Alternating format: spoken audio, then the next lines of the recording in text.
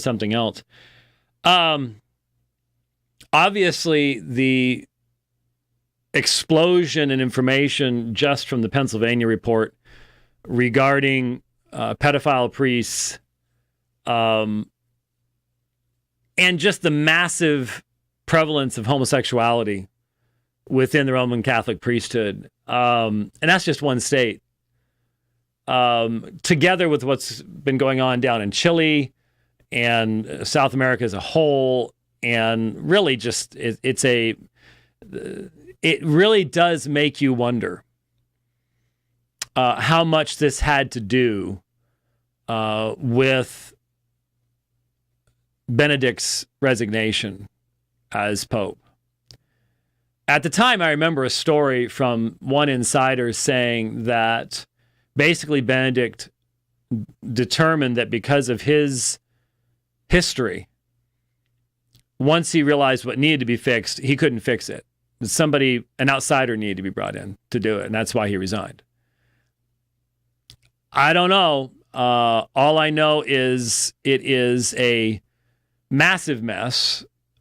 I haven't spoken much on it because others have done so, and have appropriately and properly, because it's one thing to say, well, all religious groups have their sex scandals, because every religious group does. And the problem is that it is a specifically anti-biblical teaching in Roman Catholicism that leads to this. There is no basis for a priesthood in the New Testament, some sacerdotal and unmarried celibate priesthood in the New Testament. There doesn't exist. Not established by apostles.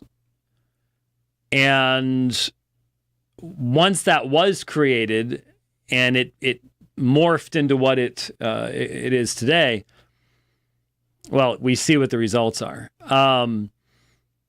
And there is no question now that the Vatican was fully aware of these things and would have been fully aware. You know, it's really easy to go, oh, well, I'm sure John Paul II didn't know. Oh, yes, he did. Yes, he did. Yeah. There's no question that the Vatican has been fully aware of these things for a long, long time.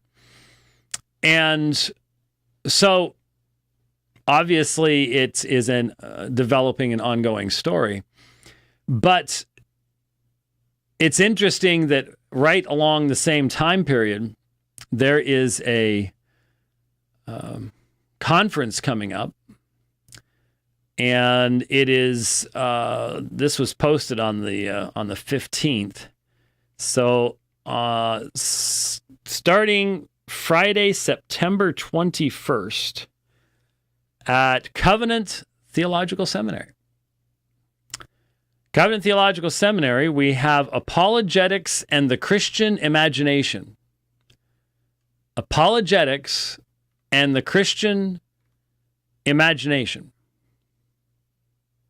Okay. The main conference starts on Saturday, I guess. The pre-conference is on Friday.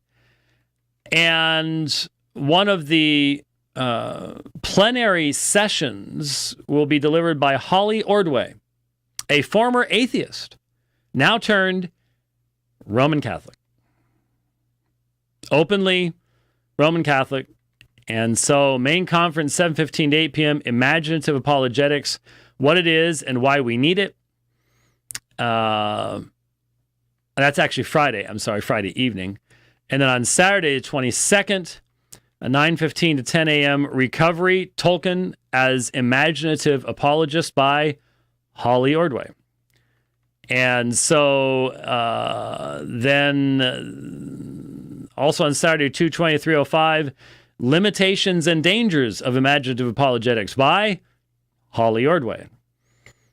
So seems like almost a majority of the plenary sessions are being led by a former atheist Roman Catholic at Covenant Seminary, one of the primary PCA seminaries.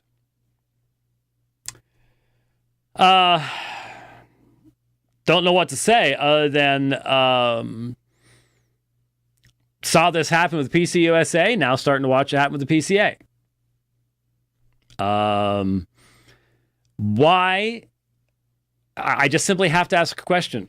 I mean, aside from the topic, which I find questionable anyways, but aside from the topic, we don't have enough people who know the gospel to talk about this. You have to bring in people who don't know the gospel.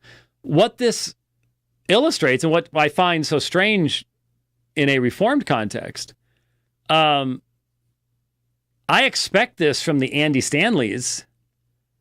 I expect this from that realm of people who do not, from the mere Christianity folks who do not have the gospel as a definitional element of what the faith is. I get it.